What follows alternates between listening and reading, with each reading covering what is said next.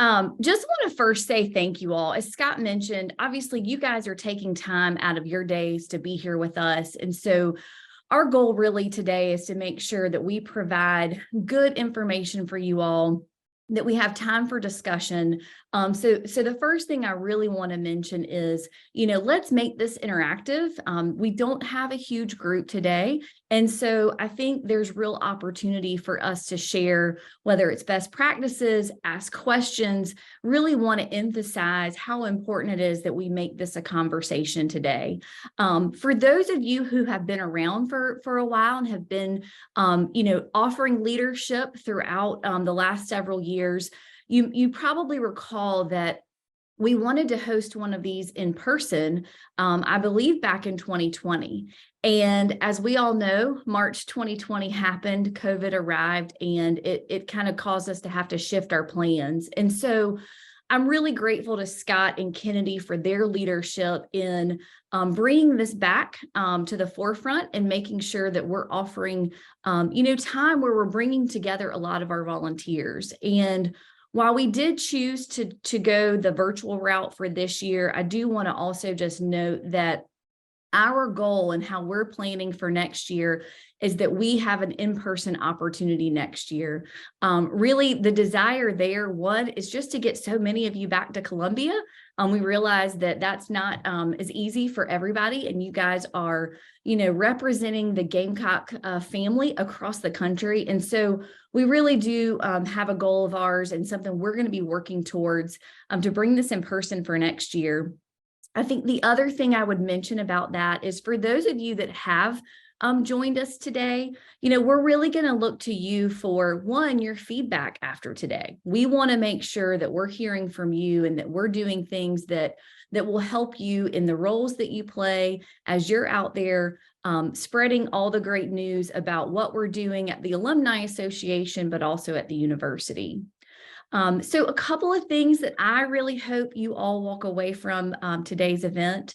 The first one is just feeling appreciated. We recognize, Scott said this right as we got started, that we couldn't do the things that we do without incredible volunteers like yourselves. And so whether you are new to your volunteer position or you have held volunteer positions for quite some time, please know we are grateful for you. We appreciate you, and we want to continue to look for opportunities to do things like this and to share information. I think the second piece is we want you guys to walk away feeling like you have a little bit of insider information. I think that's one of the, real benefits of stepping up and being a leader, whether it's for a club or one of our affinity councils. And so we want to make sure that you're walking away with some information that you may not be aware of or things that are happening on campus. So we're so excited to have Hunter Lambert with us this morning. He'll be speaking to you guys here shortly about some of the things happening across campus. And then the third thing is one I've already kind of mentioned, is we really want this to be an interactive conversation. We want the questions. We've got the chat open. This is a great group, and we recognize that as we continue to look for ways that we're improving as an association, that really starts from us listening to what it is that you guys have to offer. So please know that is a big part of what we hope to achieve today. Any questions before I introduce Scott Moise? All right. I will be on most of the afternoon, so obviously I'll be in a lot of our workshops as well. So I'm happy to answer questions too if they come my way. For our workshops too, I just want to kind of reiterate, we've got a great lineup. We're going to be talking about things like how to plan an event. We're going to talk about things like using Canva. We have great resources internally, but we also want to help you guys. And we're also going to talk about membership. I know that tends to be something that we get a lot of questions about. We're really working hard internally on continuing to improve that message and continue to talk about membership. So I'm excited about some things that we have in store for y'all as a part of the presentation today. Well, look, without further ado, then, I am so excited to introduce Scott Moise. She is our board president for the association. For those that don't know Scott, she is a partner with the Charleston office for Nelson Mullins Riley in Scarborough. Scott, on a personal level, I feel so grateful that I get the opportunity to work with her. But for those of you who also don't know, Scott has both her undergraduate and her law degree from the university. She's remained extremely active with the university and is very passionate about what we are doing here. She's an adjunct faculty member at the USC School of Law, and she's also serving on the Board of Trustees and the Law School Alumni Council, and formerly served on the Board of Visitors. So Scott is a wealth of information and just a wonderful leader for our group. And so at this time, I would like to turn it over to her. Thank you, Tiffany. And I appreciate your mentioning my what I call a double Gamecock, but I'm actually more than that. And I'll tell you why. I grew up in the Gamecock city of Sumter, and so I was born a Gamecock. And then when I was in elementary school, we were the Central School Biddies, and then I went to middle school to the McLaurin Junior High Bantam, and then of course Sumter High were the Gamecocks. So I've literally been a Gamecock my whole life, and I don't want to be anything else. And so I'm just happy to be here in a room with all Gamecocks. I love this. And I appreciate what Tiffany and Scott have told you. They're two very valuable people. I think Kennedy is on here too. There she is. And they are just have been such a help to me, and they will be such a help to you. So there are three things I want to say to you. First, like what Scott and Tiffany have told you, I want to thank you for your time and your passion that you devote to this, because it is so important. I know that it's time consuming, but it's such a valuable service what you're doing for both USC and for the association. We see what you're doing through social media, and also I get staff reports of what you're doing, and let you know just how appreciated you are for everything that you're doing. And then second, I know that what you're doing is not always that easy. It's time consuming, and it's not easy all the time. It's fun, and it should be rewarding. But before I was on the Board of Governors for the Alumni Association, I was just looking for ways to give back to the university, because it had given so much to me. And so this was something that came to me. Somebody said, well, we have this alumni club in Charleston. Would you like to join that? And it's like, sign me up. And so, but when I was on that, I realized, we tried so many different things to get people engaged. And, we had happy hours, we had watch parties, we tried to get a golf tournament together, but it turned out the golf courses in Charleston are super, super expensive. And we had president reception, but we had other things in it. But except for the president's reception, we had to really work hard to get people to come and join us. And so what is different now? Now we have a very experienced staff here. We probably had it at the time, but we didn't know about it, and we didn't have any real way to find out, how to make these things work. Give us some ideas, and there was no communication between the clubs and the affinity councils and our board. And so you have that now, and so that is a very lucky thing. And by attending this, that is a great step in the right direction for that. So I know that you're taking advantage of it. I hope you will continue to do that, and also work together with the other clubs and the affinity councils, because there's a strength in numbers. And then finally, I just want to encourage you to stay engaged yourselves and stay passionate. That is probably one of the best things that you can do to get people to come and join the clubs and the affinity councils and get together. It is so rewarding to be in these groups and get to be with people who have been through the same experiences you have been, and the same experiences that you will continue to have. So reach out to the Alumni Association staff. We've got Scott and we've got Kennedy right here. Call me, you can call Tiffany, any of us here, that if you look up on the website, we're there. And so do take advantage of that. And I'll end with this. So like as we always say at the Alumni Association, you're a student for a short time, but a Gamecock for a lifetime. Thank you, thank you, thank you for being here and for your involvement. And that's it for me. I'm going to be in and out of this, not on camera the whole time because I'll be working a little bit while I'm doing it, but I'll be here. So if you need me, please just let me know. Thanks. Awesome, Scott. Thank you so much. We really appreciate you popping on today.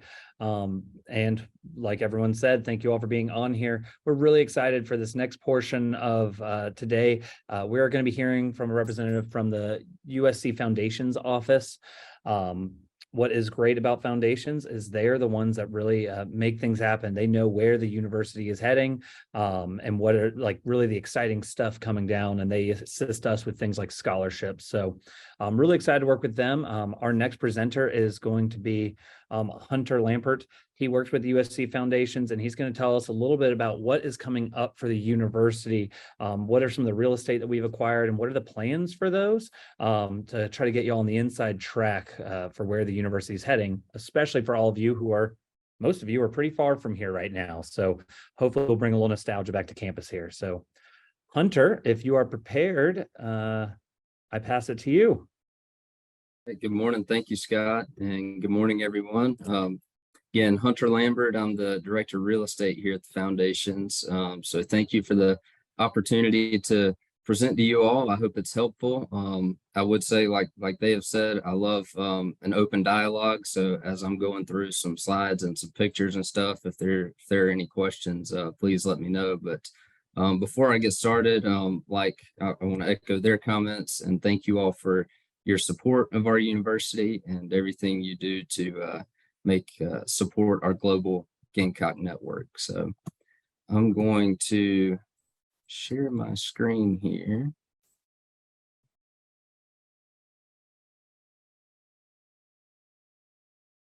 Can you all see this? Yes, we can. Okay. Cool. So, yeah, we do have two foundations. I prepared these slides for really the Development Foundation, which is the Real Estate Foundation, to give some property updates. And Scott, I've even added a couple of things since I sent you the slide deck yesterday. But again, we have the Educational Foundation, as Scott mentioned. That's where we hold the investments or the endowment for the university and pay out scholarships from that foundation. Of course, in the market, it's been a rough couple of years. We saw record highs in investments in our endowments in June of 2021, and then since then things have come down substantially. But I always like to remind people of that 35% return year that we had in 2021. So it has not gone back down to the level below that. But again, it's been a rough couple of years, but we still are able to support the university and have paid out scholarships in a higher amount this year as we have in previous years. So still strong on the Educational Foundation side. And then again, the Development Foundation, I'll go to this slide, just talks a little bit about our mission. The way I describe this to a lot of folks is us being an urban campus. It is very important for us as a real estate foundation to be kind of a nimble partner for the university to be able to acquire real estate and, yes, fill in the gaps of the campus footprint, if you will. So Derek Gruner, the university architect, actually presented yesterday on some things going on around campus, and he described it well that rather than growing outward, we want to take areas inside of campus that are not developed and put more academic, recreational, student success and resources and buildings and properties kind of within campus. So one other area that I'll talk about towards the end is the growth towards the Congaree River, which if you think about from the center of campus of the horseshoe that goes towards the Alumni Association, the Colonial Life Arena, and to our currently undeveloped riverfront, but we are almost to the point where we can start developing that, and I'll talk about that some more in a few. But again, the Development Foundation, we're a separate 501c3. We're an affiliate of the university. Of course, we would not exist without them, but we are technically separate.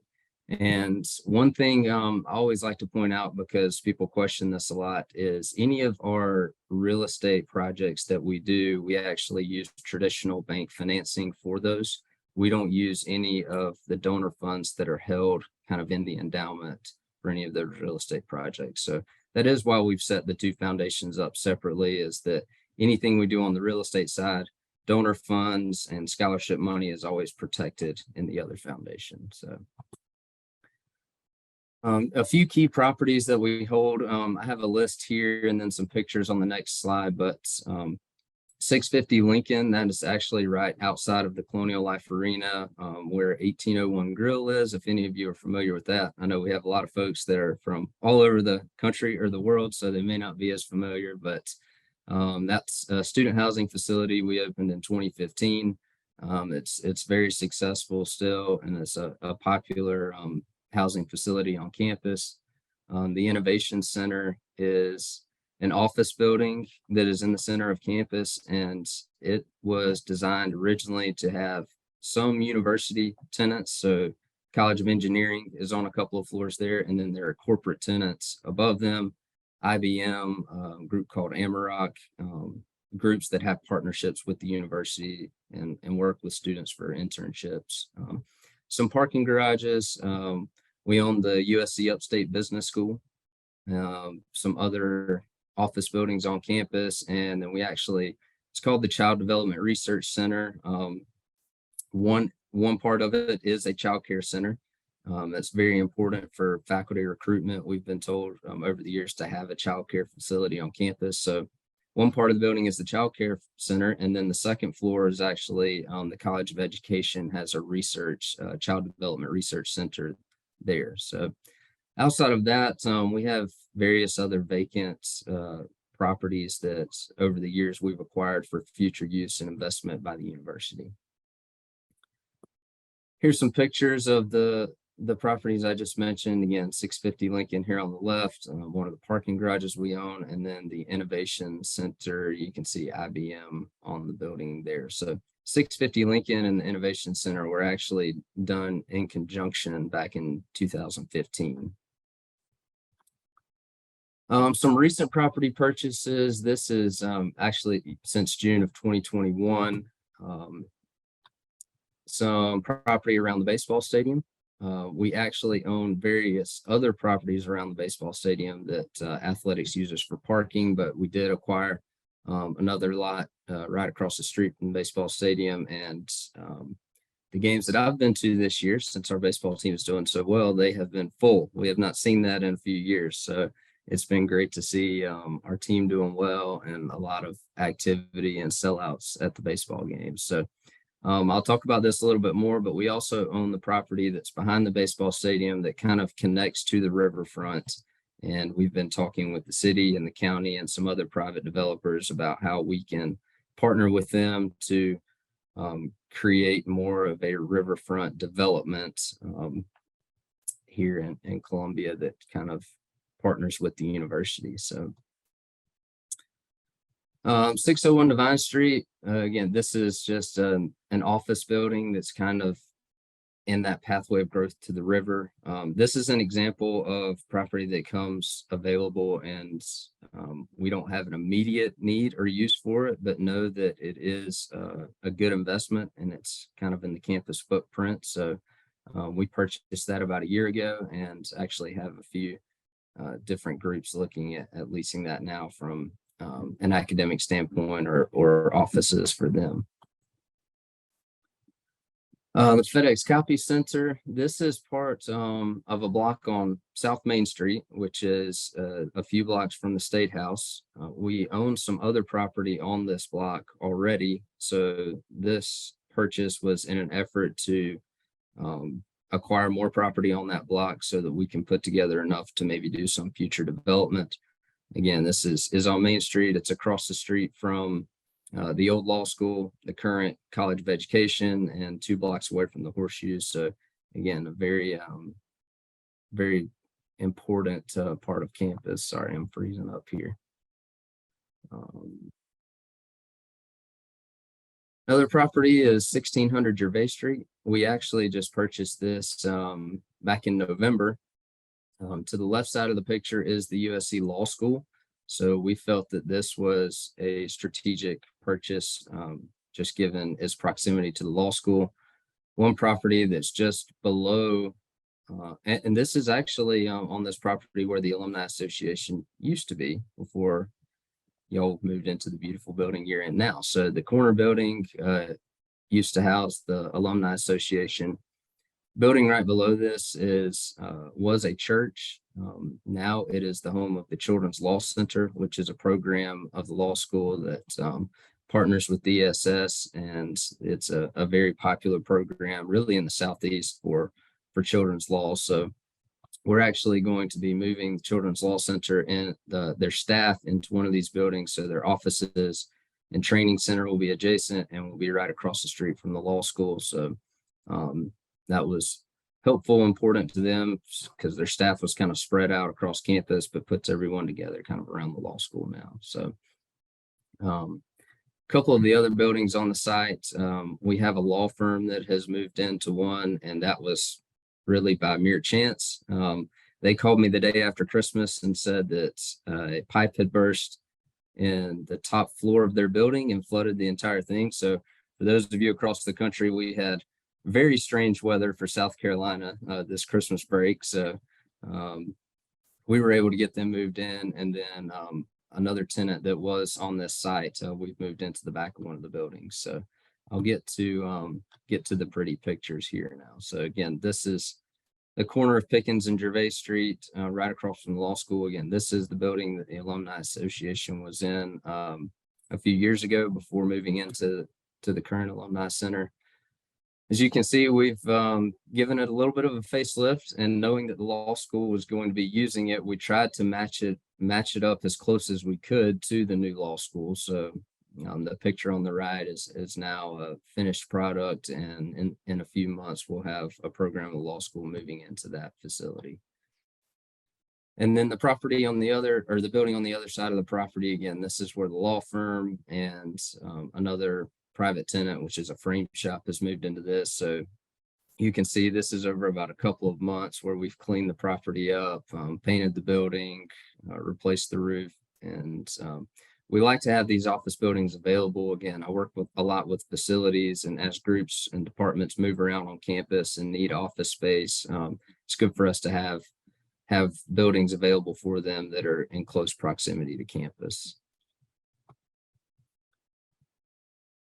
So some properties, again, that I mentioned we've held for many years that we knew would be good for development and future investments. One I mentioned is South Main Street, and another one is the site is 737 Gadsden Street, which we refer to as Gadsden and Green, which is the cross streets.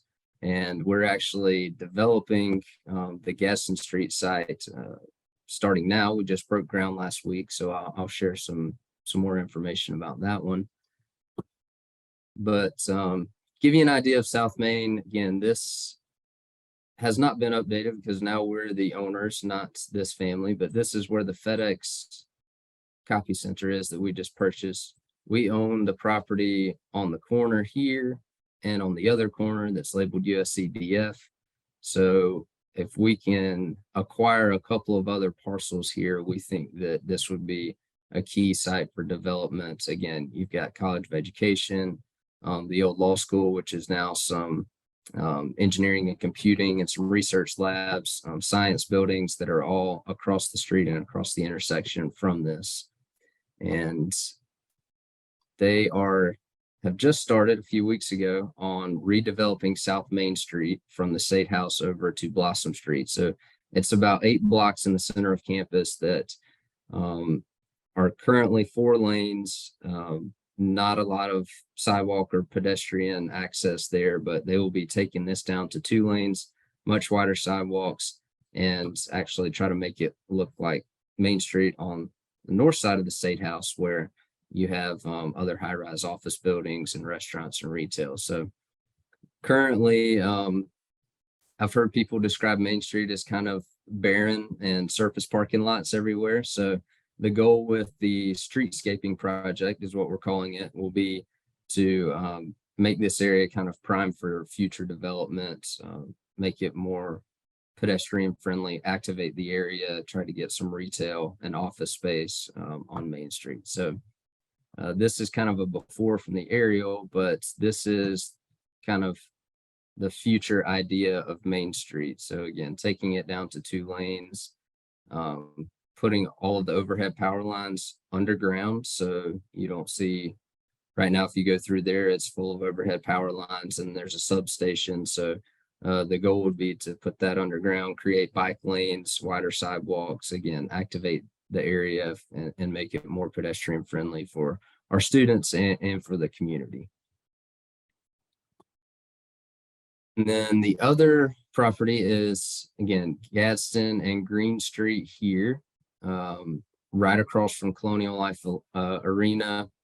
This is an older picture. The Green Street Bridge is actually now open. So that was another kind of important part of the growth towards the river, was that Green Street, over the last 15 or so years, they've tried to really make that a main corridor through campus. That started a few years ago, right at the Russell House when they were able to close Green Street in front of the Russell House and the Thomas Cooper Library. It's a very busy area there around the Russell House, the Student Union, as far as students and pedestrians. So phase 1 was getting it closed there and moving Green Street down towards the Colonial Life Arena. And phase 2 was actually the bridge over the railroad tracks that will connect Green Street to Hugie. Again, that opened in December. And I may have pictures of the Green Street Bridge. I should have put those in there. But the foundation has owned this. It's 4 acres, so essentially a city block, for about 20 years now. And it's been used for surface parking and intramural fields. So our board in the last couple of years asked us to take a look at some of these properties that we've had for quite some time. We got some consultants to do some highest and best use studies for these to see what would, from a feasibility standpoint, be the best thing to do with those. And those all came back and said student housing. So as I mentioned, we just broke ground last week on a student housing development at Gadsden and Green. It will be 940 beds, about 12 stories high. It will have some retail on the first floor with some restaurants and some other student amenity space. Each floor will have study rooms. It'll have a 2-level fitness center. There's a rooftop terrace. So we think it will be kind of a premier student housing development. But the main thing is its location. Again, right here beside Colonial Life Arena, a couple of blocks from Greek Village, Strom Thurmond Fitness Center, Moore School of Business. Studies show that students are more successful the closer they are to campus in their upperclassmen years. So we've described this as, if a student leaves campus in the afternoon and they live 3 or 4 miles away, they're much less likely to come back to campus to go to the library or participate in events or any of the other resources and groups and clubs that the university has to offer. So again, this will be for upperclassmen, not for freshmen. It will be, and here we go, some more details about it. So big project, $170 million, but we are building this for the students to the university, and it will be a concrete and steel sustainable construction type. So we believe this will last 50 to 60 years. And that's the goal, is to give students a place that they can live close to campus. We could have built this cheaper. A stick-built development would be a lot cheaper, but they don't last as long either. So again, we'll have about 12,000 feet of retail space. It is apartment style units, 1, 2, 3, and 4 bedroom units. Each bedroom will have its own bathroom and closet. So it is truly apartment style, which we think, if you look at campus, especially the university's housing for freshmen, a lot of it is more traditional dorm style or suite style. So this apartment style unit mix was kind of the least type of units they had on campus. So we went that direction with the layout and the design. And now to the pretty pictures. Again, 12 stories. Here is this is a rendering, but this is the Green Street Bridge on the right side that goes over the railroad tracks and towards Hugh Street and the river. But as you can see, all street level retail, very wide sidewalks here to be more pedestrian friendly. And it will have a parking garage that's actually kind of wrapped in the center, so it can't really be seen from any three sides of the development, but about 75 spaces will be available for anyone going to the retail space. So that is open to the general public. It's separate from the residential portion of the building. And then about the remainder 525 spaces of the garage will be secured access for the students. So just a nighttime view here. Again, this corner, which the view for this picture is actually from Colonial Life Arena and coming down Green Street. So we really wanted to activate this corner and make it kind of stand out and pop when you see the building. So this is actually additional amenity space within the building that we're still figuring out the plans for, but we do have that there. And this will open in fall of 2025. So 2 years of construction on this project. Just another view of it here. The corners of the building on each side are actually study rooms on each floor. So another amenity for students. In surveys and things we did, that's probably the two main things we heard back from what students want more of in housing developments is study space and fast Wi-Fi. So, and I think everyone learned that through COVID when we had to go remote. So I think we've planned 3 times the bandwidth in this development than we have in our other student housing development, and have put a lot of other study spaces and things like that for the students in the facility. And the pool, I forgot to mention, one of the best amenities. This is actually on the second level. So again, can only be accessed by the residents, and it's open to the back here. That's actually looking towards the river to get that western sun. So on these upper floors of the building, again, it will be 12 stories. So you'll be able to see any part of the city, Williams-Brice, across to the river, to West Columbia. So it will have some amazing views. And I think I mentioned the rooftop terrace, but this area on the top here is about 5,000 feet of just an open hanging out area for students and an area to be able to hold some events. So, and then I'm actually going to switch over. We still see this. Okay. This is a page from the Innovista master plan. So this was probably the easiest way to describe the growth towards the river. Again, Colonial Life Arena that's here in the Alumni Association, but this is the Green Street corridor here. And all of this is high level and conceptual because in this area there is currently nothing, but we actually, the family that owns this area has actually agreed to give however much land is needed to put these roadways in so that the city and the county can go ahead and develop the streets. And then I believe that once the roads are in, the development will follow. So currently you have Hugh Street here. As you see the baseball stadium. I mentioned the foundation owns some of this property around the baseball stadium. So we believe that we're very close to getting to a point where we can start developing this area and tie it into this future riverfront development. The idea is to connect the riverfront from the north side all the way down here to around campus and the baseball stadium, to have an amphitheater.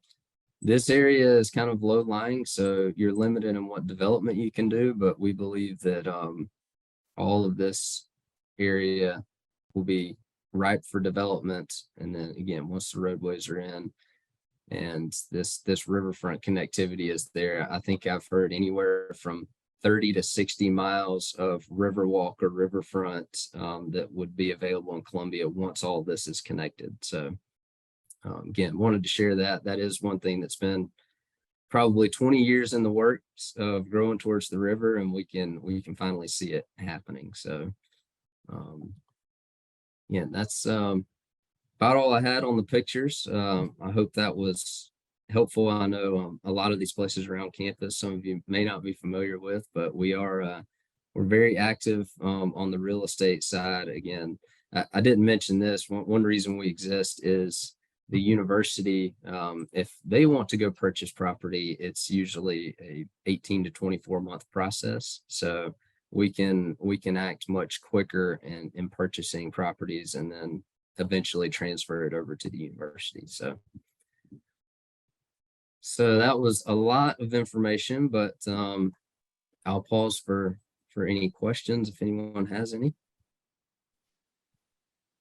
Hey, Hunter, it's Andy Vella down in New Orleans. How are you, man? Hey, Andy. Question for you about the development by the football stadium. How far away are we from that?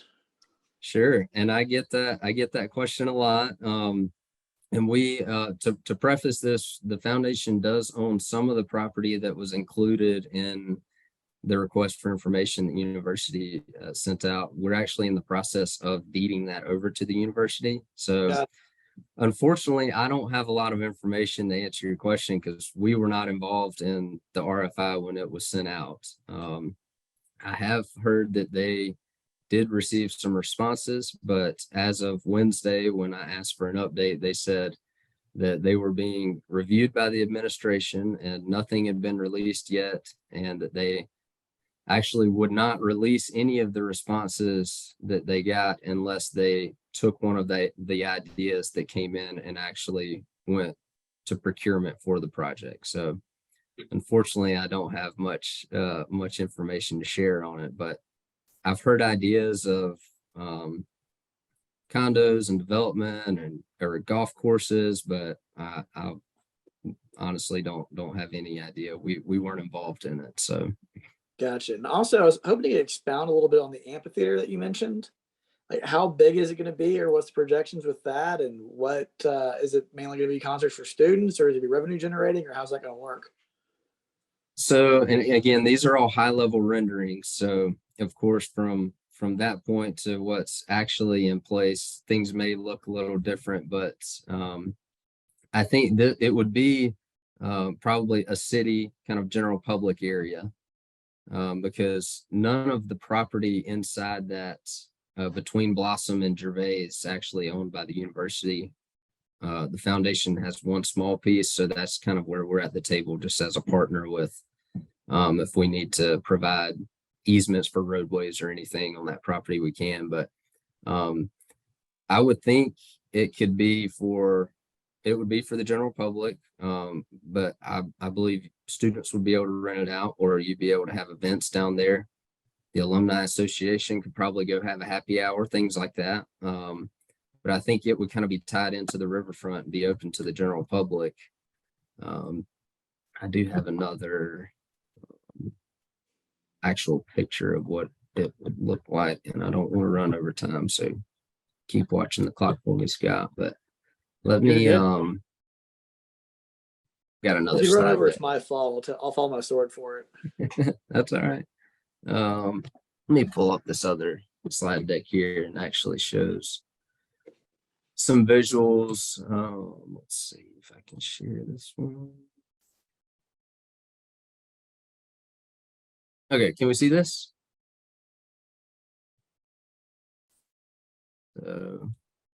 Yes, we can. More of a high level view. Again, we have Blossom and Gervais. So the idea is currently none of this is developed, but William Street that goes in front of the baseball stadium will actually connect through to Gervais Street. Devine and Green Street will connect down to Williams. I would say this is more of a phase one. I'm not sure. They still have to do some feasibility studies because it does slope down into a floodplain here. So I'm not sure how much of this will actually have roadway through it, but the idea is to connect the Riverwalk there the amphitheater is actually kind of looking over the river there. So yeah, I'll go back to that, and then a view out over the river there. So would be exciting. Again, something like this is where once you get into kind of a floodplain, you're limited in what you can actually do, but creating something like this that's very open and spacious and well lit will actually, you'll have more wanted activity from the general public and events and concerts rather than unwanted activity if it's not open and lit, patrolled, or very secure. So again, still in the early stages right now. The city has been given however much property is needed to put the roadways in. And as I mentioned earlier, then I think once the roads are defined, that's when you'll see more developers come to the table interested in putting, I envision kind of mixed use retail, maybe some office, maybe some market rate apartments. But the idea with the Innovista master plan and the growth to the river was to create an area where people can live, work, play, and learn, and have all of the amenities and resources they need within blocks of where they live. So it's exciting. Like I said, it's been a long time coming, but I think we'll start to see some movement in that direction here soon. Great, thank you. Sure. Hunter, we got a question in the chat. I think this falls in with what you were mentioning earlier with the Williams-Brice stuff. So totally understand if you don't have information on this, but are there intentions to tie the Innovista/Riverfront development to the proposed developments near Williams-Brice? I don't think you know that, but I wanted to check. I don't know the answer to that for sure, but in my personal opinion, I think it would be difficult to do just because between those two, we have the rock quarry here in Columbia. So I don't think there's any plans to do that, but if they can find a way, maybe they can, but I don't know. It's a couple of miles from this area to kind of where Williams-Brice and the river property is down there. And again, with the rock quarry in between, I'm not sure if they could connect, but back to our side around the Colonial Life Arena, the university does own some other property around the arena that's currently undeveloped. So they sent out a second RFI to get ideas for what to do with that area as well. And that's why we think the site for our development is good, because if there's other development around the Colonial Life Arena, it opens up the connectivity to the Vista as well, which is, you don't really have it on that side of the arena right now. So. Awesome. Thank you. Any other questions for Hunter?